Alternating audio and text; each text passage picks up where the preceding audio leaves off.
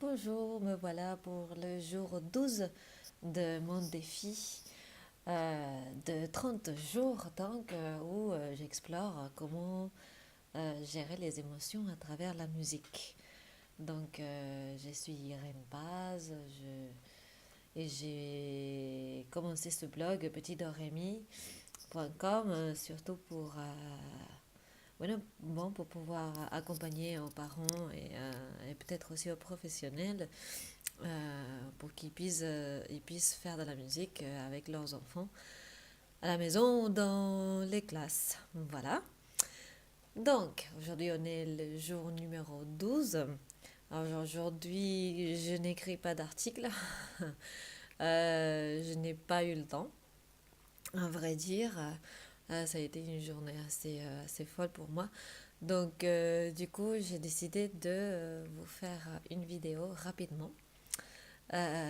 Toujours sur le sujet de la peur. Je vous ai fait deux articles sur la peur et maintenant je vous fais une petite vidéo sur la peur. Donc déjà voulais vous parler des différentes peurs qui peuvent avoir les enfants liées au son. Par exemple, enfin je vous parle de ça parce que bon, on en a parlé de comment on pourrait gérer vraiment la peur à travers, enfin, avec la musique. Dans le premier article à ce sujet, je vous ai parlé de techniques plus de, de musicothérapie. Et puis, dans le deuxième article, je vous ai fait une liste des chansons qui donnent du courage et que ça marche même avec les enfants et avec nous-mêmes aussi.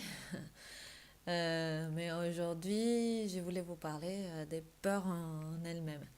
Parce qu'il y a certains sons que les tout petits, qui peuvent produire aux tout petits de la peur. Par exemple, je pense notamment quand ma fille, elle était toute petite, elle était bébé, et bah, quand j'ai passé l'aspirateur, elle avait très très peur. Pourtant, mon deuxième, lui, quand j'ai passé l'aspirateur, et bah, il adorait ça. Et je sais qu'il y a même des enfants qui arrivent à s'endormir avec l'aspirateur. Donc c'est vraiment, les sons, c'est vraiment très particulier. Chaque enfant est différent et même à ce niveau-là. Alors que, enfin, peu importe ce qu'on fait, hein, là pour le coup, je ne vois pas en quoi mes habitudes, par exemple quand j'étais enceinte, ça aurait pu ça aurait pu faire un changement parce que bon, je ne passais pas plus ou moins l'aspirateur quand j'étais enceinte ni de ma première fille ni de mon deuxième gars. Donc voilà. Donc je voulais vous donner cet exemple-là de l'aspirateur et bon, et plein de choses comme ça. Par exemple, les tout petits, on a tendance à essayer de faire silence pour les nouveau-nés, pour qu'ils aient pas des bruits trop abrupts ou des choses comme ça. Et pourtant, les bruits, ça les rassure énormément. D'ailleurs, j'ai comme anecdote que en sortant de la, en sortant de la maternité, avec ma fille, on avait passé une bonne semaine à la maternité parce qu'elle avait eu la jaunisse. Et donc, du coup, bon, c'était prévu qu'il y ait les ouvriers pour changer nos fenêtres, parce qu'on devait changer les fenêtres. Eh bien, on a eu un bruit énorme. Ça ne l'a pas du tout empêché de dormir. Elle a été bien. Enfin, elle pleurait un petit peu à peine, juste pour dire qu'elle avait faim ou qu'elle était inconfortable, mais jamais parce qu'elle avait peur ou des choses comme ça. Donc vraiment, quand ils sont tout petits, ils sont vraiment très rassurés avec le son.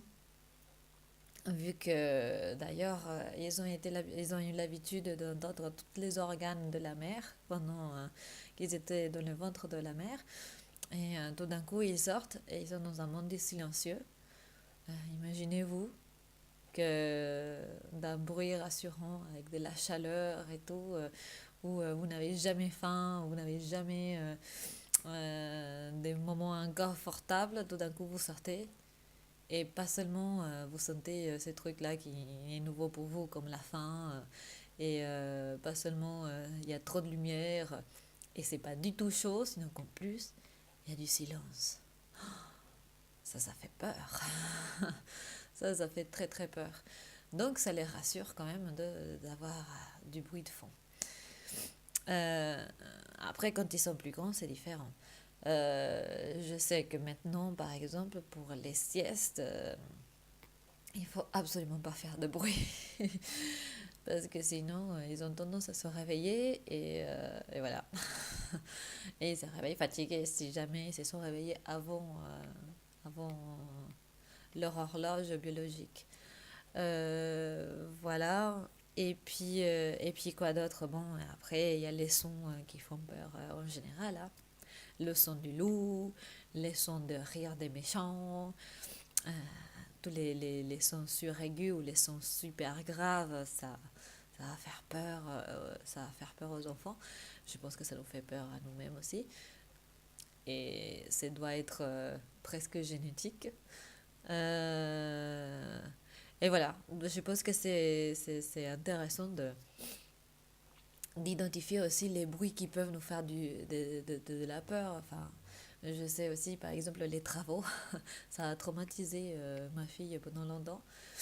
Euh, Parce que quand elle avait 3 ans, eh bien, il y a un petit garçon qui a commencé à cogner sur les tuyaux, sur la tuyauterie, ouais, de l'appartement, et ça résonnait partout. Et elle pensait que c'était des travaux. Et pendant des semaines et des semaines, elle ne voulait pas aller dormir parce qu'elle avait peur des travaux. Et voilà. Donc, voilà quoi. Donc les sons et la musique, ça peut rassurer. Et puis, du jour au lendemain, ça peut être tout le contraire. Ça peut donner énormément de peur. Comme quoi, il faut vraiment bien observer l'enfant. Et puis peut-être même le confronter à ces bruits-là, à leur faire essayer de les reproduire pour qu'ils comprennent leur provenance et puis voilà, pour leur rassurer et se dire, bon, bah ça va, ce son-là ne signifie pas forcément du danger. Et, euh, et voilà ce que je voulais vous partager le jour d'aujourd'hui. Voilà, donc je vous dis à demain pour le 13e jour du défi. Et demain, je ferai ça par écrit. Allez, merci beaucoup. Au revoir.